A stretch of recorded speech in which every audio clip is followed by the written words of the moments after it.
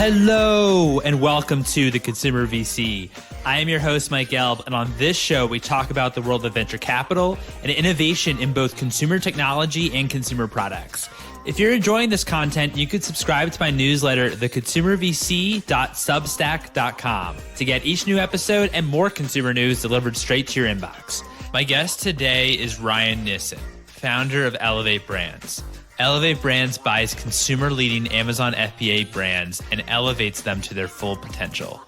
This is a little bit of a different episode, as the focus here is creating and scaling brands on Amazon and how you can leverage Amazon across other channels.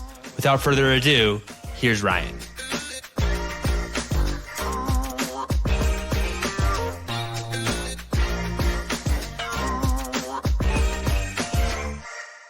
Ryan, thank you so much for your time. How are you? I'm great. Thanks for having me. Really good to be here. Oh, it's an absolute pleasure. Thanks so much for coming on the show. So I kind of poked around and looked at your resume, and I saw that you were in life insurance and commodities trading.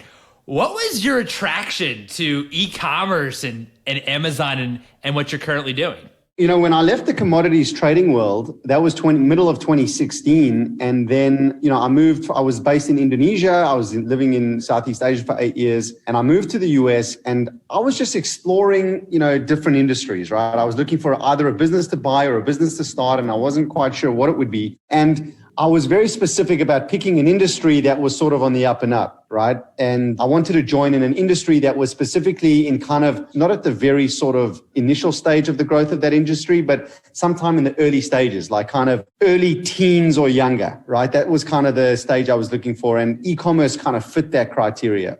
Specifically Amazon was interesting to me because I went to a number of conferences in those early couple of months that I was looking for something. And, an Amazon conference, I went to a couple of them, and what I found really interesting was that there was all these very fragmented sellers who were doing really well, but were, fairly what you would call like unsophisticated sort of mom and pop type operators with like one or two solopreneur, duopreneurs with maybe a couple of virtual assistants in the Philippines or whatever it was. And I found like a noticeable lack of sort of sophisticated capital in the space. Like there were not many sort of M&A people or private equity people at these conferences, for example. And I just thought that would be a huge opportunity. E-commerce was growing, and I couldn't see any way that e-commerce, say in 10 years, would be sort of in any way the same or lower than where it was in 2016, right? Like to me, it was obvious it was growing, right? It was super obvious, and it was just a question of, figuring out which wave to surf and figuring out how to build a surfboard to ride it. I understand why you thought about Amazon and focus maybe on FBA companies to acquire. I'm just curious, I've also spoken to companies and individuals that are interested in Shopify companies and possibly acquiring Shopify. What are some of like the attributes or the reason why specifically you've chosen to really target Amazon brands? Yeah. So, well, first of all, I started in the Amazon space, right? So myself personally am what you would call, let's say, an expert on Amazon, less so on Shopify. We have people on the team today who are super strong on building brands in general off Amazon. But in terms of how this evolved, my journey, when you look back, it's always interesting, the sort of trail of breadcrumbs that you've left. Well, looking at it from back to front, I started on Amazon because I thought that would be a good opportunity. Initially, we started as a reseller. When I started the business 2017 to 2019, we were focused primarily on reselling other brands. And they were big brands, a Reebok and Adidas and New Balance and Nikes. And that was the kind of stuff we were reselling on Amazon. And so I developed an expertise together with my business partner in doing all things Amazon. And so like the natural place when you started thinking about acquiring businesses, the natural place for us to start was Amazon, right? And so, it would make no sense for us to then go buy a Shopify store because first of all, the opportunity to buy businesses on Amazon we thought was much larger, and we had the expertise, so that was an obvious place to start. Okay, that makes a lot of sense. How do you go about building a brand on Amazon? Of course, because when I think of Amazon, you obviously have that intent there, the user intent there, since a large that is driven by the search, but you're also competing with so many different other listings. So what's that kind of process like to you when you're thinking about that? Yeah, so you're right that you can be successful on Amazon and not have a brand. And one of the things we talk about is, well, how do you know whether you have a brand or not? Well, if you cease to exist, would anyone miss you? Or would the consumers all just go to the very next listing and buy their stuff? Do you know what I mean? And like one of the things we've even discussed is, well, like if you had a store on Shopify and you had a store on Amazon, okay, and hypothetically you turned off your Amazon store, you should see your sales on Shopify spike. And then you would know you have a brand because people are specifically looking for you. Whereas if someone just comes in on Amazon and buys the next guy or the third best guy or whatever, no one cares who you are, then, it's more of a label than a brand. So what we do is we take a portfolio approach to buying these businesses. Some of them will truly stay as labels on Amazon and will probably not amount to any great big brand. And others, we really do try and turn them into a brand in the sense that we try to take them off Amazon. We build a community around them. We do social, we do all sorts of things. And, we've brought on some people on the team specifically who are sort of world-class branding people and who didn't come from the Amazon. We've got enough Amazon experts, and we've also now brought on some world-class branding people. So with this being said, because with Amazon, for example, you're not able to collect emails, you're not able to collect data. I know you talked about social media and push on social media. What are some of the other ways when you start with a company that is on Amazon and you're really trying to figure out, okay, what does a D2C strategy look like, right? Or can we go into retail eventually? What does that look like? What's your decision-making process when you're kind of thinking about these things and how to get the brand or company off Amazon? Yeah, so first I'll preface that by saying we are in the early stages of focusing on off Amazon strategy, right? It's still very early stages. By far, our primary focus has been Amazon to this point. So, 90% plus of our business today is still on Amazon, and that percentage will continue to increase. So, when we're looking at a brand, our brand strategists look at certain factors and they say, well, do we think that this brand would excel off of Amazon? So, for example, we have a hardware tool, and it's the most unsexy, boring product in the world. It's a vice jaw. I mean, if you know what that is, right? You use it to put in between a vice, so it protects. It's like a nylon product. And there's nothing sexy about it. That will probably never be a global brand that people are going to talk about it, as a household name. Whereas we have other products that, we have a pretty cool beach tent, for example, or we have some home decor products, or we have some wine products, or we have a garden seed business for bonsai trees. There's a whole bunch of different products that we do think could become real brands, and where you could sort of, with a hub and spoke approach, add new SKUs around the core SKU to build out that as not just a single SKU. Because of course, if it's a single SKU, it's difficult to turn that into a real brand. You want to build multiple SKUs. And so when we're looking at these businesses, we kind of make a decision. This bucket here we think is something we can really build, and others we can't. And so it's looking at the competitive dynamics. Do we have a patent, for example? Can we build additional SKUs? All of those things factor into our decision. And it's an evolving process of figuring that out. That makes a lot of sense. I'd love to also dive deeper in that in terms of when a brand comes to you and might be looking for an acquisition for you to acquire them and interested. Like, walk me through a little bit of your decision-making process and how you actually conduct due diligence on these Amazon brands, and where you think after acquisition, if you do acquire, where you could also provide value and be able to obviously perform quite well with them. Yeah. So first of all, in terms of what we look for, when we're looking at a business, we will look at, first of all, if it's a great quality product, because if it's a shitty product, no amount of lipstick is really going to help it be a sustainable long-term business. And so we look for great products, first of all. So if it's got a 4.8 star, for example, that's something that we love. The other thing we'll look for is, how many reviews it has. Right. So, something that has 10,000 reviews is far more attractive than something that has 100 reviews. Would we still buy something with 100 reviews? Maybe, but probably not. Right. Typically, we're looking for something that is one of the dominant products in its category. If not the dominant, certainly on the top page or the top half of the first page. Ideally, you'd want to see something that has a high degree of market share. So we use various tools to assess, the competitive landscape. And if something has dominant market share and share of voice on Amazon, that's going to be attractive to us. And none of these things are necessarily deal breakers. I mean, we have a scorecard and we rank each of these things and weight each of these things differently. But these are the big ones that I'm telling you about. Does it have a patent? That's very helpful as well. Do we think there's room to optimize it? So, how good is the branding and creative? How good does the SEO look to us? Do they have a video? What does the supply chain look like? Do we think we can consolidate with another supplier of ours? Is this product selling overseas on Europe or Amazon, Mexico or Canada? And if not, can we take it there? Right? And what's the supply chain look like selling it in Europe? So there's all these things that we factor in and we score it. And then at the end of the day, we'll get out a score and we'll compare that score to all the other businesses we look at because, we've now got hundreds and hundreds of businesses we've looked at. And so that's what the process, there's like a 50-point checklist that we look at when we're evaluating whether to buy something. And then we score everything and make a decision on that basis. And then in terms of, to the second half of your question, in terms of what else you can do to optimize the business, there's a whole bunch of levers, and that's a much longer checklist.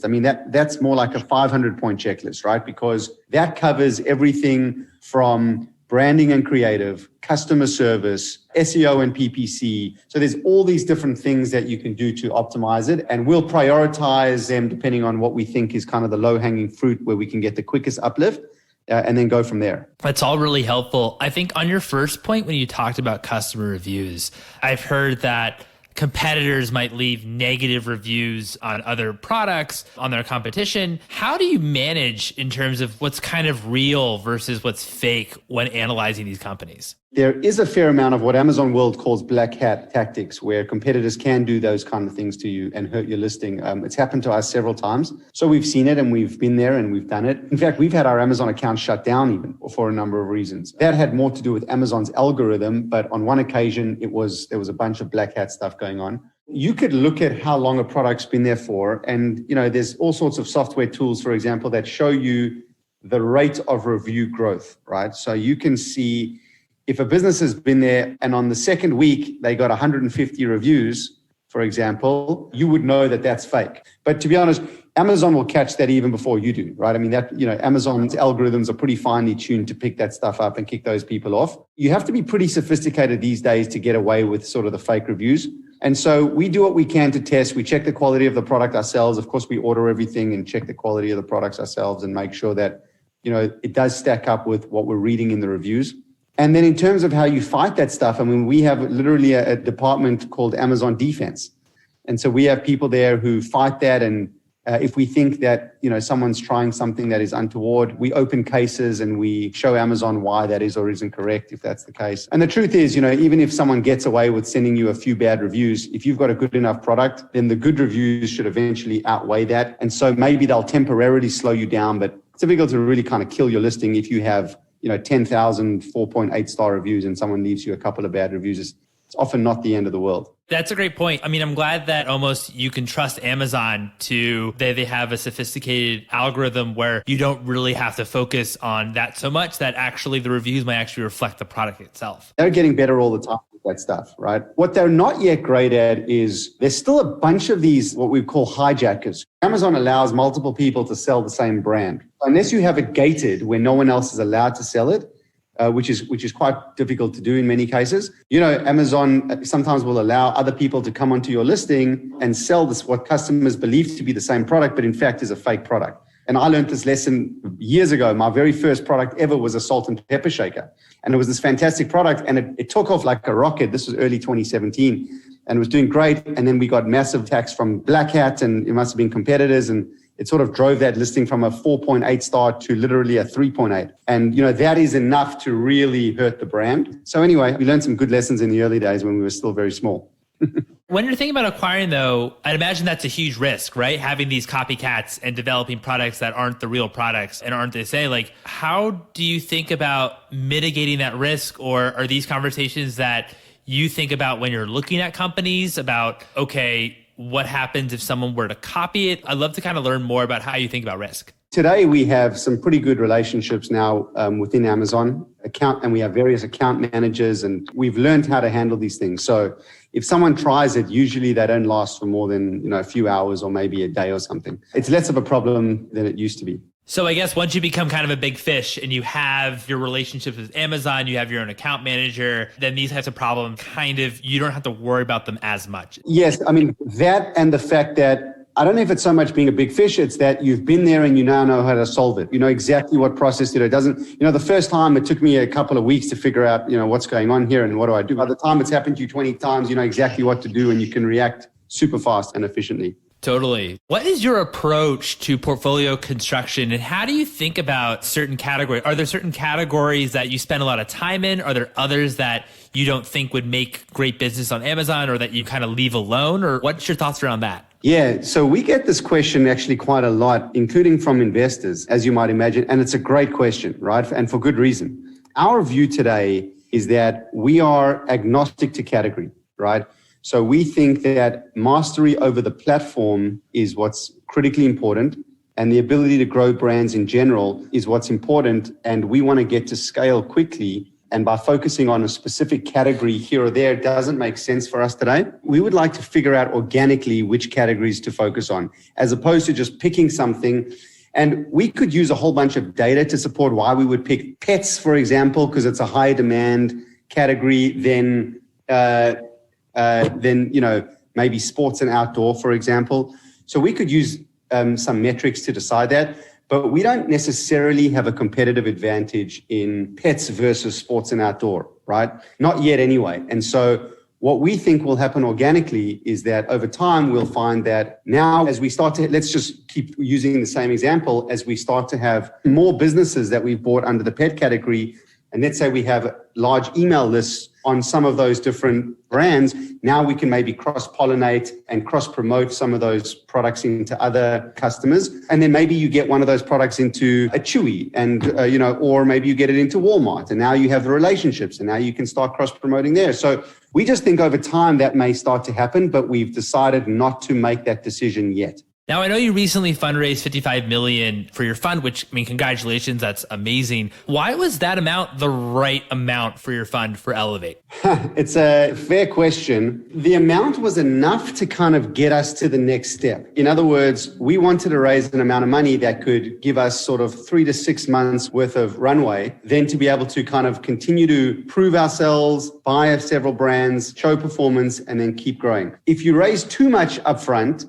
you end up diluting yourself, right? Because as you're raising more debt, you then need to raise more equity, right? Because you want to keep the ratios somewhat in check. And so if you raise too much too soon, let's assume you can raise an unlimited amount of money.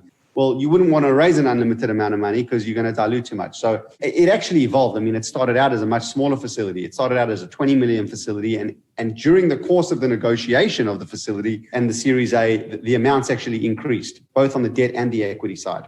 Got it. So what's the ideal or realistic return when you are acquiring brand, and how many brands are you looking to acquire with your current fundraise? In terms of the number of brands, we were looking to have at least 10, right? Because before we even raised the Series A, we had several brands. So the idea was to use the Series A to buy at least 10 brands and maybe even 15, depending on how big they were, and then to show performance. And so, look, from an investor point of view, if you could show 50% growth or even 40% growth, that would probably be successful. And, our standards are far higher than that. And, we've been able to show growth, closer to 100%. That's what we're shooting for is sort of in excess of 100% growth post-acquisition in the first year. It's amazing. It's interesting because you're the first investor in Amazon-specific brands I've had on this show. And I'd love to understand a little bit of the multiple and how that kind of works with Amazon-specific brands. Because on the branding side, I've mostly talked to entrepreneurs and investors that invest in brands that are already in retail or have their own D2C strategy. I'm just kind of curious in terms of how it's different maybe for Amazon-focused brands, if you don't mind explaining. First of all, I don't think the multiples are so different for Amazon brands versus non-Amazon brands. Up to a point, up to about $2 million of EBITDA, I think the multiples are pretty similar. I'm not an expert. We haven't acquired any businesses on Shopify. But as I understand it, if you're buying $1 million Shopify business, you're probably valuing that as a multiple of EBITDA. But once you start getting into $2, $3, $4 million of EBITDA, now those businesses on Shopify and other platforms start trading as a multiple of revenue, right? Whereas on Amazon, they're still trading at a multiple of EBITDA, even as they become slightly bigger. So that's the benefit. The downside, of course, to those Amazon businesses, and maybe there's a reason that the bigger businesses trade at a multiple of EBITDA, is that, again, you don't own the customer. It's a huge drawback. It's much more competitive. There's less of a moat on Amazon versus if you had a $4 million EBITDA Shopify business. And so there's more risk. The operational complexity may be higher in terms of fighting things, in terms of those black hat things that I mentioned on Amazon. So, and of course, you've got some concentration risk there with the channel. So I think that's probably the core difference there is the slightly bigger businesses. I'm also curious, I know we spoke a little bit about copycats and other entrepreneurs or quote unquote entrepreneurs copying products, but I'd also love to know, there's been quite a few court cases or at least certainly articles about how Amazon maybe leverages or uses seller data against sellers, maybe copies successful products themselves. Is this at all a worry or something you have to factor in when you do acquire companies on Amazon? Listen, they're justified in the sense that if Amazon is doing that, they shouldn't be. And so the articles are justified. But I think people overestimate how common it is and how much of a problem it is. It isn't, right? Like it's massively overblown in my opinion. To the contrary, Amazon doesn't get given enough recognition, in my view, for this incredible entrepreneurial machine that they've created, which is the third-party platform. We're making multimillionaires several times a month, because we're buying a bunch of these businesses every month, and we're making a bunch of entrepreneurs who maybe started out as themselves with a couple of people 2 years ago and are now selling for multi-million-dollar exits, thanks to Amazon. There was over 1 million new third-party sellers on the platform last year, for example. And, not all of them make it, but many of them certainly make a living and some of them get very wealthy off it. Amazon has pretty strict Chinese wall policies there. I mean, they certainly don't allow their staff to do it. To the extent that one or two people circumvent the restrictions they have and get access to that data, that stuff becomes public and that's not good. But Amazon doesn't actively allow that to happen. And it's pretty uncommon. I mean, you do see Amazon competing, right? I mean, but at the same time, if you were to compare Amazon versus the average retailer probably has 20 to 40% of their catalog is private label, right? Whereas Amazon's private label as a percentage of the overall platform is closer to 1%. So if you're selling an office chair and then Amazon Basics pops up with their office chair, it's probably going to hurt your sales. But it's not going to kill your business. You could go on Amazon now and have a look for an office chair. There are Amazon chairs that I think the last time I checked were at the top of the page. But there are several other third-party sellers who are doing really, really well, sitting side by side selling against Amazon. And third-party sellers often have maybe not exactly, but much of the same tools that Amazon itself has to grow and optimize that brand. There are many Amazon private label products that are not the best seller in their category. And if Amazon wanted them to be, they could just change the algorithm and make them the top seller. We see it as less of a problem, and the fact that we have a diversified portfolio sort of mitigates that risk even further. Yeah, and also just another benefit of Amazon too, just one thing about tools is, of course, they're giving third-party sellers the opportunity to sell FBA and sell Prime, which as someone who buys a lot of products on Amazon, I click the Prime button always. And so I think that's a huge benefit to third-party sellers to be able to have that offering. If the product is going to be shipped in and come in the same time for the customer, that really does level the playing field, right? It's huge. It's huge because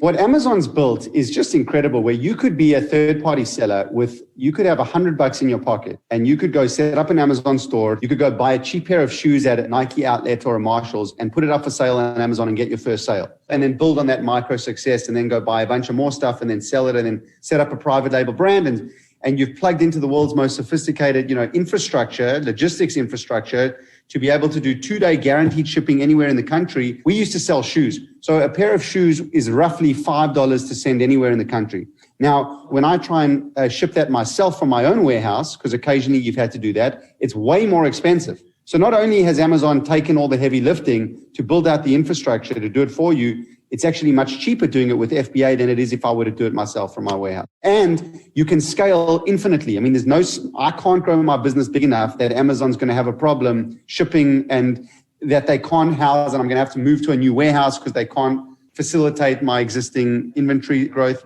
That's not a problem, right? So they allow you to scale from practically nothing to the moon using their infrastructure, and it's inexpensive and it's amazing. I'd imagine as an investor, it can be tough to pick what brands could be truly sustainable or actually companies that could become a brand, right? What's that process like in terms of just kind of getting through the noise and seeing what actually could be a potential for you to actually make a bet on? We have an expression that we like to use, and it's not what you do, it's how you do it.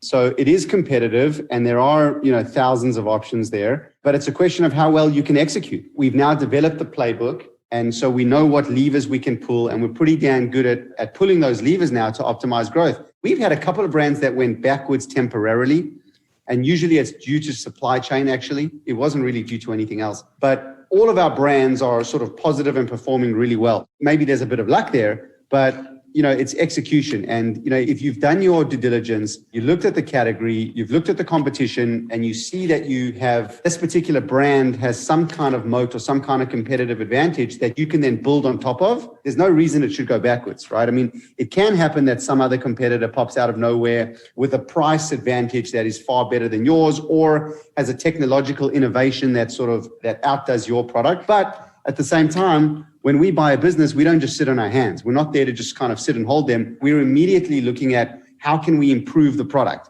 What can we optimize? Can we innovate this? Can we add new SKUs? The basic thing would be like a size and color variant, but it can be far greater than that. It might just be other products in a similar category. So, it's a combination of factors, and it's just, I guess it's practice and having a robust sort of scoring methodology that allows you to compare one opportunity versus the other. When you acquire a brand and when you think about value add, do you focus on maybe cost cutting, consolidating the supply chain maybe, or does the focus become on increasing revenue and revenue growth, or maybe a bit of a combination of both? Just what's that process like once you've actually acquired a brand? Yeah, look, cost cutting is a factor. It's not the most important factor in our view. It's important to the extent that you can get a competitive advantage against your competitors, right? But in and of itself, if you're just saving 5% or 10% on your bottom line, we've got some brands that within a couple of months have grown 300%, right? And so that to us is where the real juice is. Like that to us is where the real returns come from. Saving 5 or 10% here and there, sure, it's important, but it's not the first thing we look to do. What is one book that inspired you personally and one book that inspired you professionally? Oh, that's a good question. Okay, a book that inspired me personally. I'm going to say probably Blink, which I think was a really great book because, it teaches you what is gut and what is intuition. Made it a little more concrete that, no, it's based on your life experience and everything you've ever learned and everything you've ever read is what's giving you that sort of indication. And at the end of the day, emotions and instincts are, in my view, like algorithms, like just personal algorithms. By the way, Noah Yuval Harari talks about this in one of his books as well. I think it was maybe Sapiens or maybe Homo Deus, I think it might have been, or could have been 21 Lessons, I'm not sure. He talks about that, these emotions are instincts. And when you're running a business and you're making so many decisions constantly, you don't always have the luxury of going and researching them. And you do have to make some quick decisions sometimes. And it's important sometimes to make gut decisions, right? I mean, I always like to say like business is an intellectual sport, not an emotional sport. So you want to try and be intellectual about it. But yeah, I mean, that book I thought was great for me. And then another book from a business point of view, there's a lot. I mean, picking one is difficult. There's a lot. I would say, Ray Dalio's Principles was one of the books that I loved because, learning from your mistakes and realizing that you're going to see the same pattern, like your life is a series of events, and those events you can fit into buckets, and those buckets are repeatable. The successful people in life are not the ones that don't make mistakes. They're the ones that learn from their mistakes and then don't make them again, right? And unsuccessful people just keep making the same mistakes over and over. And I thought Principles, it had some really great lessons in there. One of the things we'd like to talk about in our business a lot came from Ray Dalio, which is meaningful work and meaningful relationships, where if you had all the money in the world and you weren't working to add incremental financial value to your life, well, what would you do with all that time? Well, you would want to work on something that was meaningful to you with a group of people where you could have meaningful relationships with those people. There's a million studies out there that, happiness comes from relationships, not from more money. And so we talk about this a bunch that, well, you don't have to wait till you have all the money in the world. You can start doing that today. And ironically, by having great relationships and by working on things that you're passionate about and find meaning in, you will, more likely achieve financial success anyway. So, those are two books that I would say, and there's a million others I could mention, but I'll answer it there. What is the best piece of advice that you've received? So I got a great piece of advice from a gentleman who actually I've just moved to Austin, Texas, and so he lives here as well. His name's Keith Cunningham. And what happened was when I was in my previous career, I was thinking about leaving and I wasn't sure. And I was in a really good place and I had a great salary. And one day I started reading some of his books. Someone introduced me to some of his material. I started reading some of his books. And one day I called his office and it was like 7:30. I was based in Jakarta, Indonesia. I got the time change wrong. I thought it was 9:30 in the morning. It was 7:30 in the morning. So I called because I wanted him to send me some of he had like a bunch of CDs or DVDs or something that I wanted to listen to. And so I called the office and I could hear, in his voice, because I'd listened to him on YouTube. So he answers the phone. I was very surprised. So I said, listen, while I'm chatting with you, can I ask you a piece of advice? Here I am. I'm not happy with where I am in my business. I'd like to do something different, but I'm not sure. What do you think? So he said to me, look, I'm going to guess that you have stopped learning and progressing in either your personal life or your business life. Either your learning curve and or your financial earnings have either plateaued or gone backwards or slowed down in some way. And I said, yeah, how did you know that? He said, because anytime in my 50-year business career that anyone's ever told me they're unhappy in their career, it's because they've stopped learning and growing. So he said, people in our age love to talk about what they're passionate about and following what you're passionate about. And he said, in my experience, when you're learning and growing, you're passionate. And it doesn't matter what you're learning and growing, like what subject it is that you're learning and growing on. As long as you are learning and growing, you will be passionate. And so like that I found so helpful because as I was thinking about what business I should buy or what business I should get into, it was a real burden for me to try and figure out, well, what am I really passionate about? And he kind of lifted the burden and made it as if just pick something. It doesn't matter what you pick, just pick anything and learn and grow. And as you learn and grow, you'll be passionate and you'll figure things out. So that helped me. Like I picked this business and I just started working on this business literally within a few weeks of the search, right? It could have been something completely different. But, we're learning and growing and we got a ton of momentum and I'm feeling very passionate. So I thought that was awesome advice from Keith. I love that because I love the relationship of passion to learning as you just described, because if you actually tell people and you actually are learning things and you get excited by it, well, then that also results in you becoming passionate on that particular thing. So that's really cool. My final question to you is, what's one piece of advice that you have for founders who are building on Amazon? Okay, so a founder who's starting on Amazon, I would say start where you stand, right? And build on micro successes, okay? Oftentimes I talk to a seller who's, whether it's a family friend or someone else who's been studying the Amazon world for 4 months or 5 months and doing a bunch of courses and trying to figure it out. And what I say to them is just start really small and build on micro successes. So, you could literally, and I used the example earlier, you could literally walk into a Nike outlet store, buy a pair of shoes today, stick it up for sale on Amazon and sell one pair of shoes, right? And now you've got one sale. And now you have a little bit more confidence today than you had before you sold that product. And then you could go and buy another few pairs and then go do something. And so just starting small and building on micro successes to me, I have found to be a very powerful way to achieve big success, because big success is nothing but an accumulation of thousands of micro successes. So that would be my advice to someone starting out. Particularly if you're stuck and you're not sure how to get in or where to start. I love that. Start where you stand.